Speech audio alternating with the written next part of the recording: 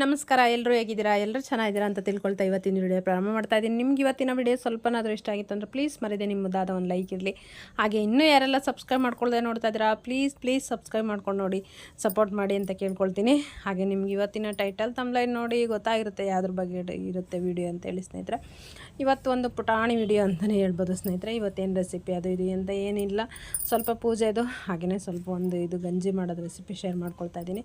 ಹಾಗೆ ದುಂಡು ಮಲ್ಲಿಗೆ ಹೂವು ಇವತ್ತು ಪ್ರಥಮವಾಗಿ ಹೊಸ ಗಿಡ ತೊಗೊಂಡು ಬಂದು ಹಾಕಿದ ಮೇಲೆ ಇವತ್ತಾಗಿರುವಂಥ 3 ಹೂಗಳು ತುಂಬಾ ಗಟ್ಟಿಯಾಗಿ ತುಂಬಾ ಚೆನ್ನಾಗಿದ್ದಾವೆ ಅಂತಲೇ ಹೇಳ್ಬೋದು ಸ್ನೇಹಿತರೆ. ಥ್ಯಾಂಕ್ ಯು ತಮ್ಮ ಊರಿಂದ ಕೊಟ್ಟು ಕಳಿಸಿದ್ದು. ಹಾಗಾಗಿ ಗಿಡ ಕೊಟ್ಟಿದ್ದಕ್ಕೆ ಅವರಿಗೊಂದು ಧನ್ಯವಾದ ಹೇಳ್ಬೇಕಲ್ವಾ.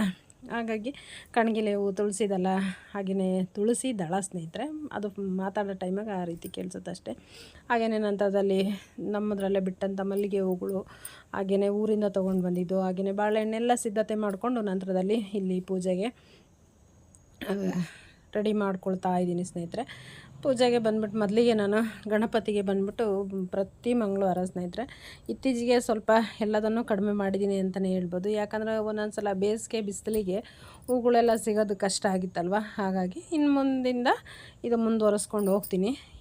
ಪ್ರತಿ ಮಂಗಳವಾರ ದಿನ ಗಣಪತಿಗೆ 11 ಬಿಳಿ ಹೆಕ್ಕುದು ಹೂವು ಹಾರನಾದರೂ ಮಾಡಾಕ್ಬೋದು. ಇಲ್ಲ ಅಂತಂದರೆ ಒಂದು ಗೊಂಚಲೇನು ಹೂವಿಂದಿರುತ್ತಲ್ವ ಅದರಲ್ಲಿ 11 ಹೂವಿಂದು ಮೇಲ್ಪಟ್ಟು ಎಷ್ಟಾದರೂ ಹೂವು ಇರ್ಬೋದು.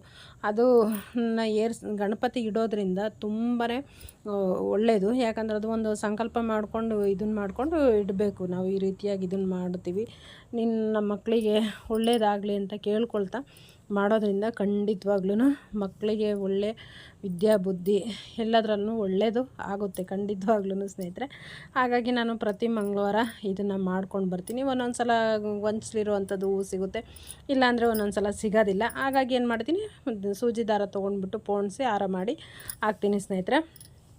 ಹಾಗೆಯೇ ಹೋದ ವಾರ ಇನ್ನು ಇದು ಸಂಕಷ್ಟಹರ ಚತುರ್ಥಿ ಇದು ಆಗಿ ಪೂಜೆ ಎಲ್ಲ ಮಾಡಿದ್ವಲ್ಲ. ನೆಕ್ಸ್ಟ್ ಈ ವಾರ ನೋಡಿ ಎಷ್ಟು ಬೇಗ ಬಂದುಬಿಡುತ್ತಲ್ಲ, ಒಂದು ವಾರ ನಂತರದಲ್ಲಿ ಇವತ್ತು ಏಕಾದಶಿ ಇತ್ತಲ್ವ. ಹಾಗಾಗಿ ಏಕಾದಶಿ ಪೂಜೆನೂ ಸಹಿತ ಮಾಡ್ಕೊಳ್ತಾ ಇದ್ದೀನಿ. ನಮ್ಮ ಮನೆಯಲ್ಲಿರುವಂಥ ಮುದ್ದು ಕೃಷ್ಣ ಪರಮಾತ್ಮನಿಗೆ ಹೂವು ಎಲ್ಲ ಕಟ್ಟಿದ್ನಲ್ವ, ಅದನ್ನೆಲ್ಲ ಇಟ್ಟು ಪೂಜೆ ಮಾಡಿದಾಗ ಎಷ್ಟು ಚೆನ್ನಾಗಿ ಕಾಣಿಸ್ತಾ ಇತ್ತು ಅಂದರೆ ತುಂಬಾ ಮುದ್ದಾಗಿ ಕಾಣಿಸ್ತಾ ಇರುತ್ತೆ. ಹಾಗಾಗಿ ಅದು ಒಂದು ತುಂಬಾ ಖುಷಿ.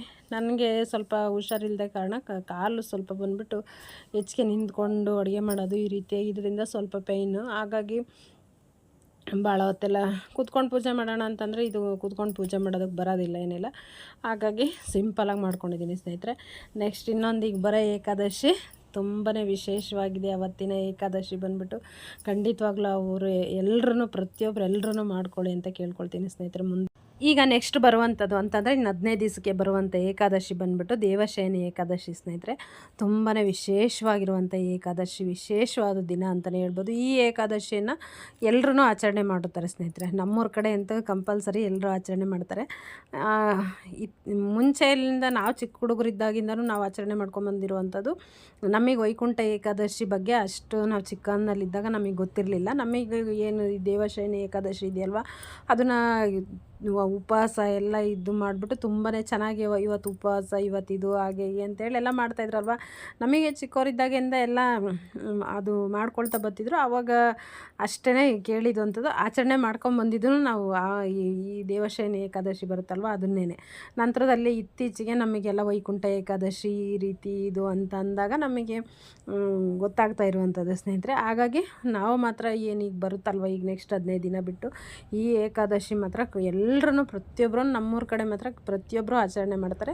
ಹಾಗೆಯೇ ಇತ್ತೀಚೆಗೆ ಏನು ಮಾಡ್ತಾರೆ, ಈಗ ಎಲ್ಲ ಏಕಾದಶಿಗಳನ್ನು ಪೂಜೆ ಎಲ್ಲನೂ ವಿಶೇಷವಾಗಿ ಮಾಡಿಕೊಂಡು ಚೆನ್ನಾಗಿ ಮಾಡ್ತಾರೆ ಸ್ನೇಹಿತರೆ. ಅದು ಖಂಡಿತವಾಗ್ಲೂ ಪೂಜೆ ಮಾಡೋದ್ರಿಂದ ಏನು ತಪ್ಪೇನಿಲ್ಲ.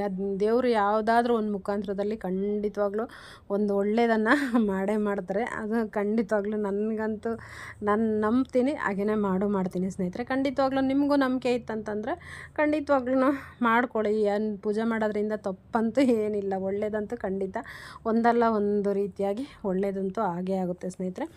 ನಂತರದಲ್ಲಿ ಇಲ್ಲಿ ಗಂಜಿ ಕುಡಿಬೇಕು ಅನ್ನಿಸ್ತಾ ಇತ್ತು ಸ್ನೇಹಿತರೆ. ನನಗೆ ಏನಪ್ಪ ಅಂತಂದರೆ ಹುಷಾರಿಲ್ಲದೆ ಇದ್ದಾಗ ನಮ್ಮಮ್ಮ ಮಾಡಿಕೊಡ್ತಿದ್ದು ರವೆ ಗಂಜಿನೇ. ಹಾಗಾಗಿ ಅವಾಗಿನ ಕಾಲಕ್ಕೆ ತಕ್ಕಂಗೆ ಅವಾಗಿಂದು ಇದು ಕೇಳಬೇಕು ಅಂದರೆ ಸ್ನೇಹಿತರೆ ಅದೆಲ್ಲ ಗಂಜಿದು ಒಂದು ಕಥೆನೇ ಹೇಳ್ಬಿಡ್ಬೋದು. ದೊಡ್ಡ ಒಂದು ಫುಲ್ಲು ಏನು ಒಂದು ತಾಸಿಂದ ಇದನ್ನೇ ಮಾಡಿಬಿಡ್ಬೋದು, ಅಷ್ಟು ಇದು ಬರುತ್ತೆ. ಯಾಕಪ್ಪ ಅಂತಂದ್ರೆ ಅವತ್ತಿನ ದಿನ ರವೆ ತೊಗೊಂಡು ಬರ್ಬೇಕಂದ್ರೂ ತುಂಬಾ ಕಷ್ಟದ ಜೀವನ. ಎಷ್ಟು ತರಬೇಕಂತಂದರೆ ಎಲ್ಲಿ ಒಂದು ₹2 ಕೊಟ್ಟು ತೊಗೊಂಡು ಬಂದರೆ ಅದನ್ನೇ ಒಂದು 3-4 ಟೈಮಿಂಗ್ ಮಾಡಿರೋರು ಸ್ನೇಹಿತರೆ. ಸ್ವಲ್ಪನೇ 1 ಸ್ಪೂನ್ 2 ಸ್ಪೂನಷ್ಟು ಹಾಕಿ ಮಾಡಿಕೊಟ್ಟಿರೋರು. ಹಾಗಾಗಿ ಅದು ಎಲ್ಲ ನನಗೆ ತುಂಬಾ ನೆನಪಾಗ್ತಾ ಇರುತ್ತೆ. ಹಂಗೆ ಗಂಜಿ ಕುಡಿಬೇಕು, ಜ್ವರ ಬಂದಿತ್ತಲ್ವ, ಹಾಗೆ ಬಾಯೆಲ್ಲ ಕಹಿ ಕಹಿ ಆದಂಗೆ ಆಗ್ತಾಯಿತ್ತು. ಗಂಜಿ ಕುಡಿಯೋಣ ಅಂಥೇಳಿ ಮಾಡ್ಕೊಳ್ತಿದ್ದೀನಿ. ಇದಕ್ಕೇನಿಲ್ಲ ಸ್ನೇಹಿತರೆ, ಸಿಂಪಲ್ಲಾಗಿ 2-3 ಸ್ಪೂನು ಸೋಜಿ ರವೆ ಇರುತ್ತಲ್ವ, ಆ ರವೆ ತೊಗೊಂಡು ಅದನ್ನು ಸ್ವಲ್ಪ ಚೆನ್ನಾಗಿ ಬಿಸಿ ಮಾಡಿಕೊಳ್ಬೇಕು. ನಂತರದಲ್ಲಿ ಒಂದು ಸ್ವಲ್ಪ ಬೆಲ್ಲ ರುಚಿಗೆ ತಕ್ಕಷ್ಟು, 1-2 ಗ್ಲಾಸು ನೀರು, ನಾವು ನೀರು ಕುಡಿಯೋ ಲೋಟದಲ್ಲಿ 1-2 ಗ್ಲಾಸ್ ನೀರನ್ನು ಇಟ್ಕೊಂಡು ಅದು ನೀರು ಬಿಸಿ ಮಾಡಿಕೊಂಡು, ಬಿಸಿಯಾಗಿದ್ದ ನಂತರದಲ್ಲಿ ಬೆಲ್ಲನೂ ಸೇರಿಸಿ ಅದು ಎಲ್ಲ ಕರಗಿದ ನಂತರದಲ್ಲಿ ರವೆ ಹಾಕ್ಬಿಟ್ಟು ಕುದಿಸ್ಬೇಕು. ಅದು ಈ ಕಡೆ ನೀರಂಗೂ ಇರಬಾರ್ದು, ಇಲ್ಲ ಗಟ್ಟಿ ಥರನೂ ಇರಬಾರ್ದು.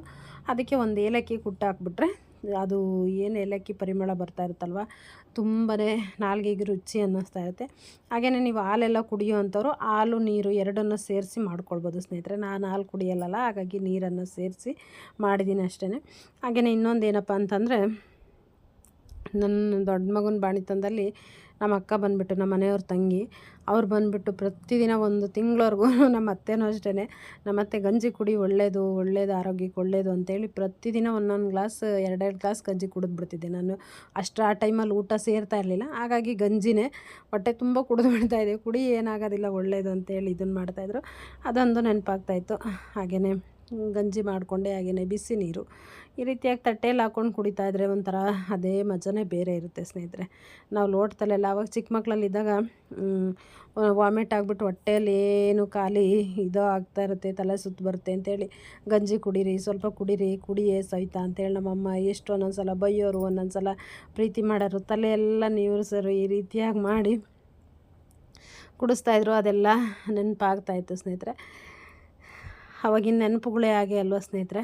ಹಾಗೆಯೇ ಆ ಕೈ ತುತ್ತು ಇದನ್ನು ಮರೆಯೋದಕ್ಕೆ ಖಂಡಿತವಾಗ್ಲೂ ಸಾಧ್ಯ ಇಲ್ಲ. ಪ್ರತಿಯೊಬ್ಬರ ಜೀವನದಲ್ಲೂ ಸ್ನೇಹಿತರೆ, ನನ್ನ ಜೀವನದಲ್ಲಿ ಅಂತಲೇ ಇಲ್ಲ, ಪ್ರತಿಯೊಬ್ಬರ ಜೀವನದಲ್ಲಿ, ಎಲ್ಲರ ಜೀವನದಲ್ಲೂ ಒಂದಲ್ಲ ಒಂದು ದಿನ ಇಂತಹ ಘಟನೆಗಳು, ಇಂತಹ ದಿನಗಳು ಖಂಡಿತವಾಗ್ಲೂ ನೆನಪಿಗೆ ಬಂದೇ ಬರುತ್ತೆ. ಹಾಗಾಗಿ ನಾನಂತೂ ಯಾವಾಗ್ಲೂ ಇದನ್ನು ಮಾಡ್ಕೊಳ್ತಿರ್ತೀನಿ. ಮರೆತರೆ ತಾನೇ ಸ್ನೇಹಿತರೆ ನೆನಪು ಮಾಡ್ಕೊಳ್ಳೋದಕ್ಕೆ, ಮರೆಯೋದೇ ಇಲ್ಲ ಅಂತ ಅಂದಾಗ ನೆನಪಿನಲ್ಲಿ ಹೇಳಿ. ಹಾಗಾಗಿ ಅದು ನನ್ನ ಜೀವನದಲ್ಲಿ ನನ್ನ ಜೊತೆ ಯಾವಾಗಲೂ ಇರುವಂತಹದ್ದೇ. ಗಂಜಿ ಈ ರೀತಿಯಾಗಿ ಬಂದಿತ್ತು ನೋಡಿ, ತುಂಬಾ ಚೆನ್ನಾಗಿ ಬಂದಿತ್ತು. ಇದನ್ನು ತಟ್ಟೆಯಲ್ಲಿ ಹಾಕ್ಕೊಂಡ್ಬಿಟ್ಟು ಬಿಸಿದಾಗೆ ಕುಡಿತಾಯಿದ್ರೆ ತುಂಬಾ ಚೆನ್ನಾಗಿರುತ್ತೆ. ನೀವು ಒಂದು ಸಲ ಟ್ರೈ ಮಾಡಿ ಸ್ನೇಹಿತರೆ.